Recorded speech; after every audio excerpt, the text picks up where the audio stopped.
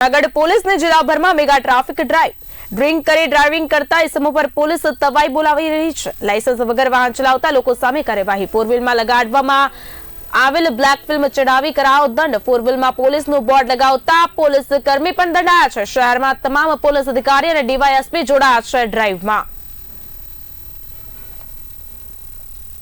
જૂનાગઢ જિલ્લા range IG Shri Nilesh Jajadiya સાહેબ તથા જિલ્લા પોલીસ અધિક્ષક શ્રી સુબોધ વડોદરા સાહેબની સૂચના અનુસાર જૂનાગઢ જિલ્લામાં મોટર વ્હીકલ અધિનિયમ 2019ની ગાઈડલાઇનનો ભંગ કરનારા લોકો વિરુદ્ધ સખત અને કડક કાર્યવાહી કરવાની હોય।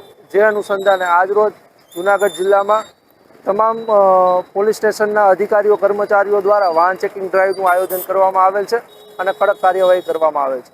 જે ડ્રિંક એન્ડ ડ્રાઈવના કેસ કરવામાં આવે છે। આ ઉપરાંત જે લોકો કાળા કાચની હોય છે તેના ઉપર કેસ કરવામાં આવે છે। આ ઉપરાંત જે વાહનોમાં નંબર પ્લેટ તૂટેલી હોય અથવા નંબર પ્લેટ ન રાખેલી હોય તે તમામ પ્રકારના લોકો ઉપર કેસ કરવામાં આવે છે।